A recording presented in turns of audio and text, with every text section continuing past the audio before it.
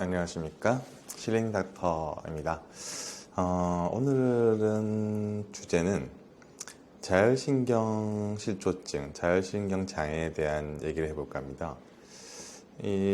요즘 들어서 되게 자율신경에 대한 관심이 많아졌는데요. 이 자율신경은 기본적으로 말 그대로 이제 영어로 오토노믹 러브 시스템이라거든요. 자동신경 반사 같은 조직을 생각하시면 돼요. 보통 저희가 이제 교감신경, 부교감신경 이렇게 얘기하는 조직인데 내부 장기를 돌리는 조직이라고 생각하시면 됩니다. 그러니까 내부 장기는 보통 우리가 눈, 코, 입 이런 것도 있지만은 안쪽에 위장관이나 신장, 콩팥, 그리고 부피질, 췌장 이런 것들이 보통 내부 장기들이거든요. 심장이나 폐도 있죠. 말 그대로 우리 몸을 돌리는 기본적인 어떤 내장기관이라 생각하시면 돼요. 그래서 이 자율신경에 문제가 생기면 이 내장기관들이 약간 맛이 갑니다. 쉽게 말해서. 맛이 간다는 게 되게 증상이 다양해지거든요. 말 그대로 이제 뭐 소화 쪽으로 가는 쪽이 안 좋아지면 잘 체하고 속이 쓰리고 맨날 가서 내시경 해보면 그냥 뭐 위험 약간 있는데 괜찮아요. 뭐 이 정도 수준. 음식 좀 조절하시고 쉬시면 좋아질 겁니다. 뭐 이렇게 얘기하고 약 먹으면 좋아진다 얘기하는데 돌아보시면 되게 많은 사람들 중에 그 소화장애 있는 사람 되게 많아요. 그 보통 GERD라 부르죠. 역류성 식도염. 맨날 속 쓰리고 해가지고 병원 가가지고 약 먹으면 좀 나아졌다가 또 올라오고 해서 계속 괴로운 사람도 많고요. 두통이 달고 사시는 분들도 많고 어지럼증 되게 많습니다. 어지럼증은 특히 보면 뭐라 해야 되지?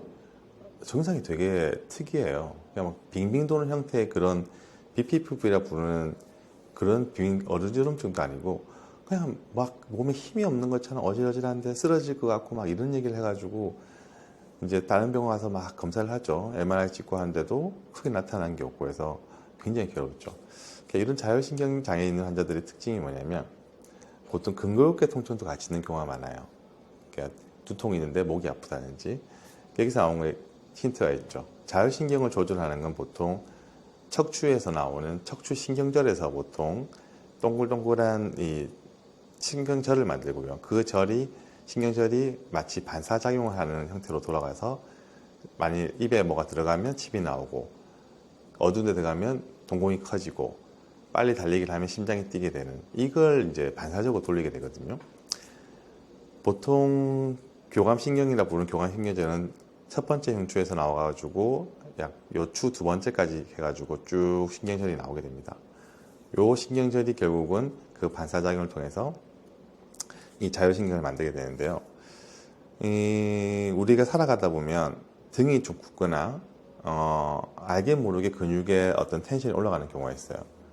왜냐하면 제일 많은 게 스트레스죠. 우리가 드라마에서 보면 이렇게 어르신들이 열받으면 목을 부여잡고 뭐 힘들어 막 이렇게 얘기하잖아요. 막 머리 아파 어지러워 막 이렇게 얘기하는 것처럼 척추를 싸고 있는 근육들이 항상 조금 경직되기 쉽습니다. 그럼 이 경직된 근육들이 무슨 일을 하게 되냐면 척추를 뻣뻣하게 만들죠. 뻣뻣하게 만들면 척추에서 나오는 신경들이 약간 지그시 누르게 돼요. 제가 항상 설명할 때 이게 신경이 다치면 이렇게 지그시 누르게 됩니다. 그러면 처음에는 괜찮아요. 근데 이 지그시 누르는 거를 1년 내내 누르고 있다 생각하시면 됩니다. 손을 계속 이렇게 누르고 있으면 어떻겠어요? 나중에 손이 저리저리해지고 손이 뭔가 이상한 형태의 느낌이 나게 되겠죠. 이게 이제 신경이 실조가 되는 거예요. 신경이 이제 문제가 생기면 아까 말한 반사가 잘못되고 반사가 안 되면 먹어도 침이 안 나온다든지 먹어도 소화가 안 된다든지 그리고 우리 몸 심장이나 이런 혈액순환이 전반적으로 안 좋아지면서 피곤해져요. 이 자율신경증의 가장 큰 특징이 그거예요. 혈액순환이 떨어지면서 전반적인 몸 상태가 확 안 좋아집니다. 그래서 뭐 이것저것 피검사도 하고 뭐 CT도 찍고 별걸 다 해요. 근데도 아무 답이 나오지 않죠. 왜냐하면 혈액순환 떨어진 거는 뭐 파악이 안 되니까 우리가 뭐 적외선 카메라로 뭐 손 찍고 이렇게 하면 이제 이렇게 혈액순환이 떨어져서 차가워지는 경우도 있잖아요. 근데 꼭 그렇게 나오진 않는 경우도 있거든요. 증상이 되게 이상해서 막 밤에 열이 난다든지 우리 몸의 신체 활동 자체가 약간 맛이 간 상태가 됩니다. 그러니까 엄청 괴롭죠. 잠도 못 자고 힘들고 그래서 사람들이 이제 이것저것 찾아서 와요.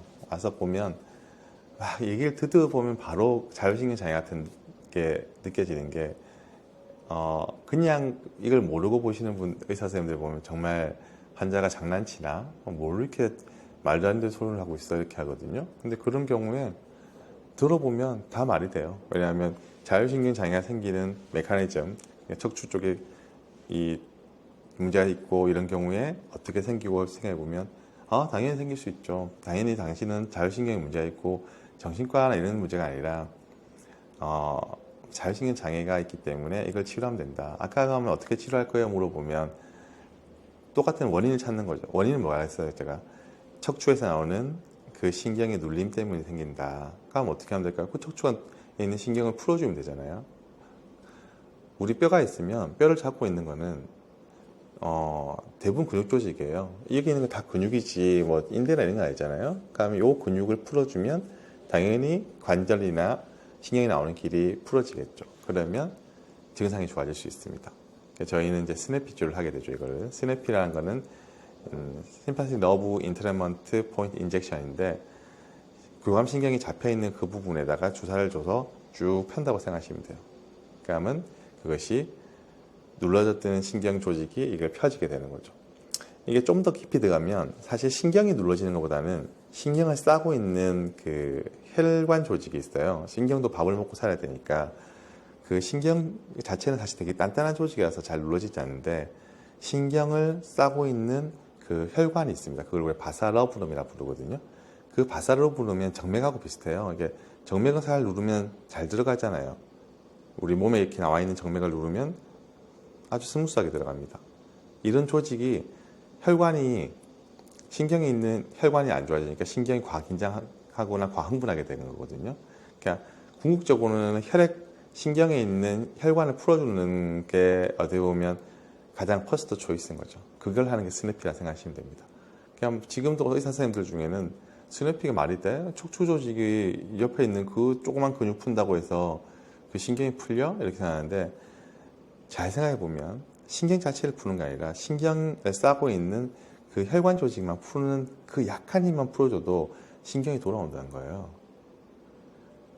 그래서 우리가 바깥쪽에 있는 근육들을 풀어주기만 해도 신경이 풀리고 혈관이 풀리고, 그 신경이 풀린 반사작용이 더 좋아서 우리 몸의 혈관이 잘 돌고 혈액순환이 잘 되면 어지럼증, 뭐 속이 안 좋은 거 이런 건 막 동시다발적으로 좋아질 수 있습니다. 이것이 바로 스냅피 치료고요. 스냅피 치료는 보통 척추 주위가 하는 게 제 퍼스트 초이스인데, 하다 보면 다른 주위 조직도 있어요. 이게 특징적으로 스냅피의 특징인데, 아까 말한 근골격계 통증도 있다 했잖아요. 어딘지 모르게 어깨나 허리, 그리고 팔다리가 아픈 데 있어요. 가슴 쪽, 소락스 쪽이 아픈 사람도 있거든요. 그런 걸 같이 풀어주면 훨씬 더 효과적입니다. 요거는 저희가 통사학회에 있는 요거 솥다라는 개념이긴 한데요. 요거는 이제 다음에 얘기 드리고요. 오늘은 스냅피 치료, 스냅피를 치료하는 자율신경 치료를 통해서 하는데, 자율신경 장애는 왜 생기고 그 원인은 척추에 있으니까 척추의 주위 조직을 풀어준다. 이렇게 생각하시면 될 것 같습니다. 정말 많은 사람들이 자율신경 때문에 고민을 하시는데요. 이 치료를 통해서 자율신경 장애의 그 고통에서 벗어날 수 있으니 치료를 받아오시면 좋을 것 같습니다. 네, 고생하셨습니다.